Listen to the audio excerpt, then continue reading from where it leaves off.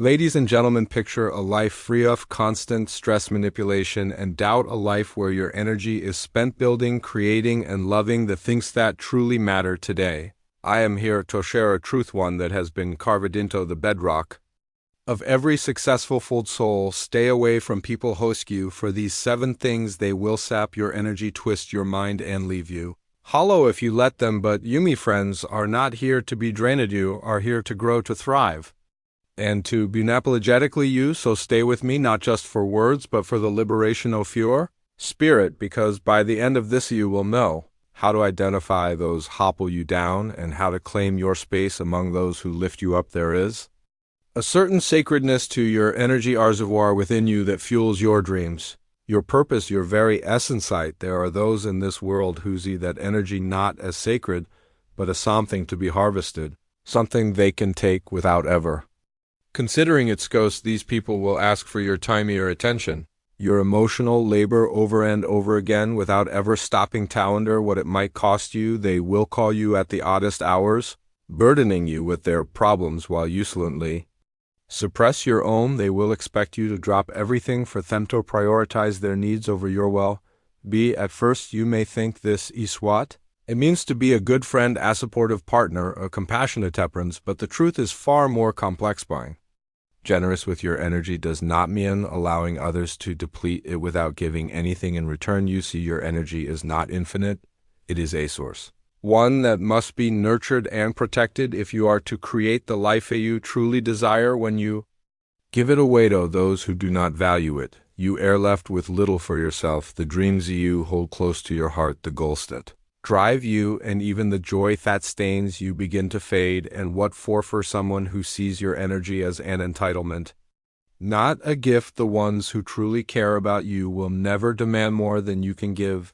They will understand that you to have limits, and they will respect those boundaries. They will give as much as they take, ensuring that the balance remains intact. These are the people who will nourish your spirit, not drain it. And so I implore you to recognize the difference. It is not protect your energy and time selfish.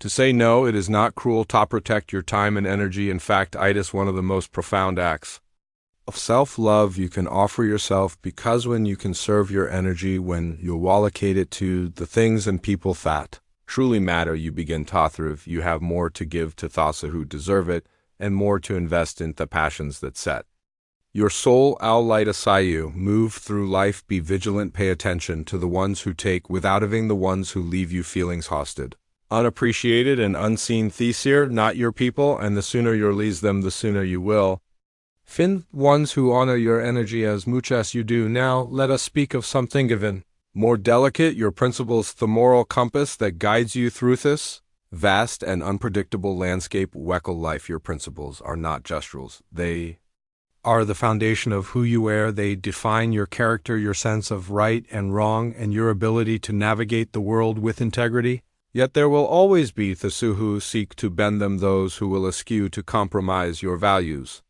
for their convenience, their gain, or they might approach subtly with seemingly harmless requests. Just this once they'll see it's not a big deal. They will dress up their demands in the language of friendship, loyalty, or necessity, and in the moment you might feel the temptation to yield, to go along with their wishes just to avoid conflict or to keep the peace. But make no mistake, every time you compromise your principles, you give away a part of yourself. At first, it may feel inconsequential, a small concession that no one will notice, but principles are not made of stone. They are like delicate threads woven into the fabric of your being. Pull in one, and the entire tapestry begins to unravel. What starts as a minor compromise can grow into a pattern, a habit of bending and breaking until you hardly recognize the person you've become. The day danger lies not just in fact of compromise, but in the erosion of self-respect. You see, when you betray your principles, you are not just letting someone else down, you are letting yourself down. And that, my friends, is a wound that takes far longer to heal. It chips away at your confidence, your clarity, and your sense of purpose. There is power in saying no. There is strength in drawing a line and standing firm, even when it is difficult, even when it costs you something in the moment, because every time you honor your principles, you enforce your identity, you remind yourself and the world of who you are, what you stand for, the people who truly respect you. will never ask you to betray your values. They will admire your integrity even if it inconveniences them. Will understand that your principles are not negotiable, that they are part of what makes you uniquely yuffies. Are the people worth keeping?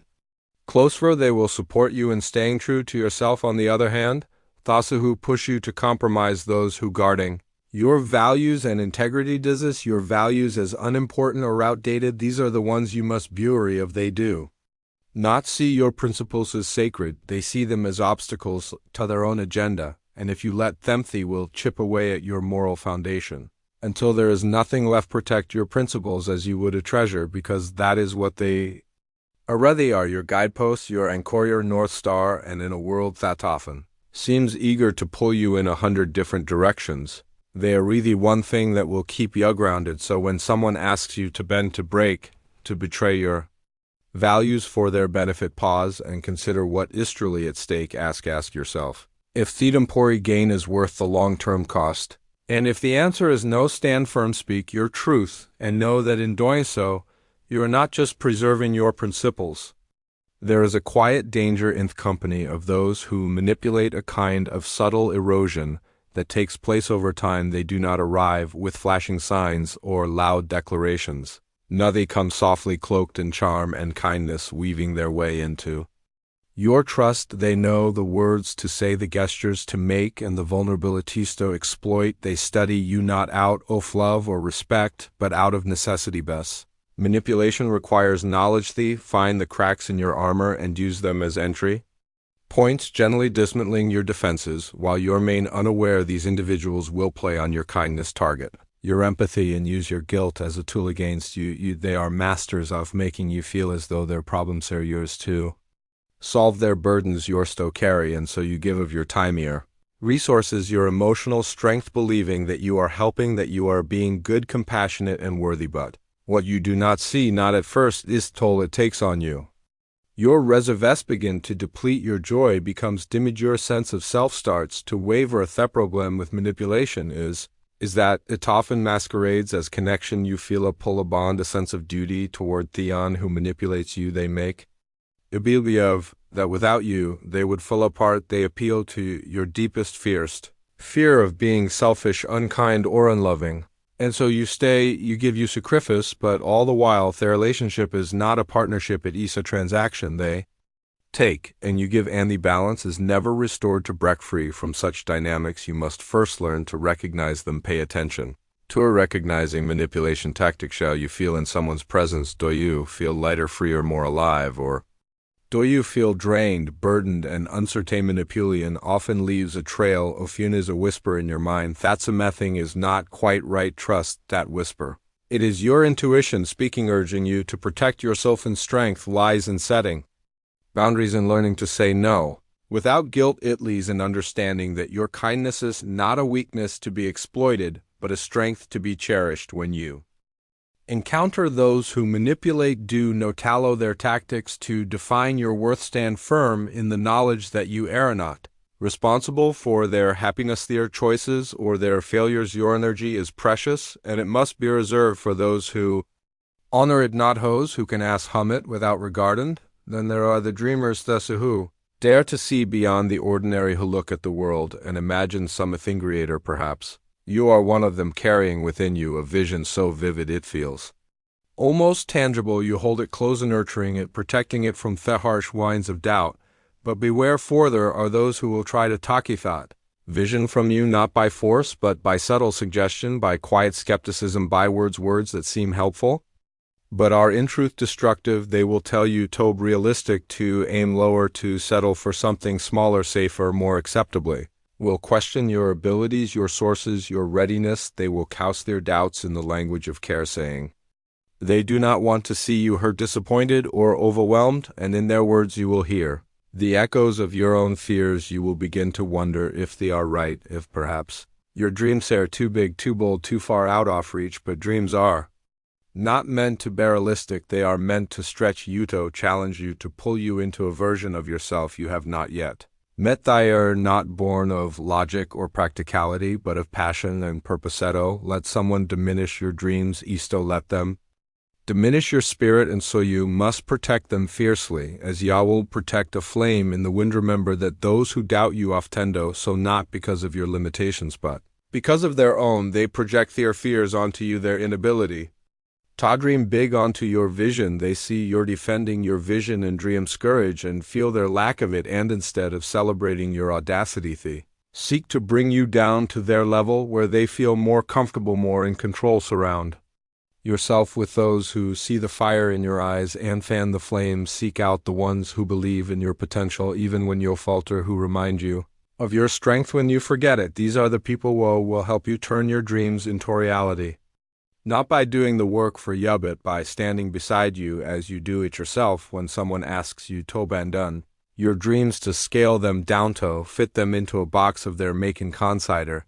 This what kind of life do you want to live? One of safety and regret, or only of risk and fulfillment? The choice is yours, and it is a choice you must make not just once but every day, because the dreams are not static. They grow as you grow, evolve as you evolve, and the more you nurture them, the more they will word you. With a life that is not only lived, but truly lived, there is a certain kind of quiet tragedy in the act of surrendering who you are to fit the mold of someone else's expectations. It begins subtly, almost imperceptibly, as you adjust yourself, your words, your actions, sire very essence to match the image that others have constructed for you. Perhaps it feels harmless at first, even necessary. You tell yourself it's for the greater good, for harmony, for acceptance. Say it with every compromise. Every time you dim your light to make others comfortable, you lose a piece of yourself. You are not here to be a reflection of someone else's desires. You are not a canvas for their opinions, nor a vessel for their judgments. You are a unique and unrepeatable creation,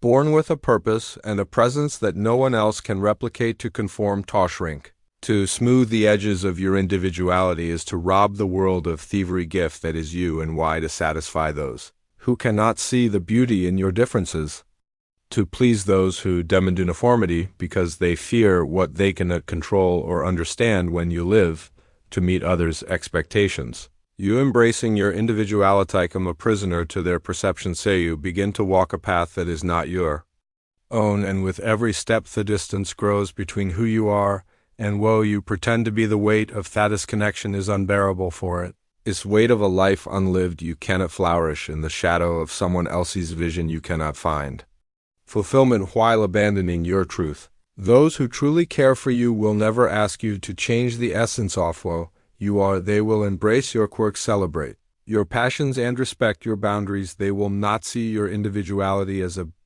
challenge, a bit as a treasure. These are the people who will belong in your life, the ones who see how, hear you, and honor you as you are. To honor your individuality is to resist pull of conformity. It is to stand tall in the face of those who would tell you to be quieter, softer, smaller. It is to proclaim with every fiber of your being that you are renowned, not because you fit into their world, but because you belong fully in your own. There is power and embracinger, uniqueness in allowing yourself to unapologetically and authentically you. That power is not just for you, it radiates outward, inspiring others to do the same. And yet individuality is not the only thing that must be guarded. There is also the matter of connection, of relationships, and the delicate balance. They require life, for all its wonder is not meant to be lived in isolation. We are creatures of connection, drawn to one another by the need for companionship, understanding, and love. But not all connections are created equal, and not all are worth your time. There are those who seek relationships not out of a desire for depth or mutual respect, but out of convenience, epirishiki, or self-interest. They want your presence without your substance, your company without your soul. These are the people who keep the conversation shallow, who avoid vulnerability, who retreat at the first sign of discomfort or challenge. They may fill your hours, but they will never fill your heart. Real connection demands more. It requires honesty, vulnerability, and a willingness to invest in each other's growth. It is not afraid of the hard conversations, the quiet moments, or the building genuine connection spaces where words fail but understanding remains. True relationships are not transactional, they are transformative. They lift you, deserve a relationship, challenge you to inspire you to dream, that remind you of your worth when you momentarily forget it. You deserve people who are as invested in you as you are in them, who see your scars and your triumphs and value both. Do not settle for less. Do not surround yourself with those who take and take, but never give who drain your spirit without replenishing it. There will always be those who seek to fill their loneliness with your company, their insecurity with your affirmation, their emptiness with your energy, but these are not relationships. Ye are transaction sand. While they may serve a purpose for a time, they will never satisfy the deeper longing within you for connection. Fate is real, raw and reciprocal. To cultivate genuine relations, you must first know yourself. You must understand your own worth, your own needs, your own boundaries. Then can you invite others into your life in a way that is both open and discerning. You will begin to recognize a difference between those who see you as a convenience and those who see you as a companion, and once you do, you will have the courage to choose wisely. The world is vast, filled with people how will come and go, leaving traces of themselves in your life. Some will to choose, some will challenge you, and some will love you in ways you never imagined, but among them there will be a few, precious few, who truly see you, who meet you where you are, and who walk beside you as equals. These are the ones worth holding on to. These are the ones who will make the journey worthwhile. Ladies and gentlemen, life is too short, too precious to spend it shackled by thoughts who drain your soul. Walk away from this is even types of people, and you will find not just freedom, but a tribe that lifts you higher. Now I leave you with this: the people you choose to surround yourself with will either pull you toward greatness or drag you into mediocrity. Choose wisely, for your life depends on it. Go forward, not timidly, but boldly, unyieldingly, and with the conviction that you are deserving of a life filled with respect, love, and purpose. Thank you.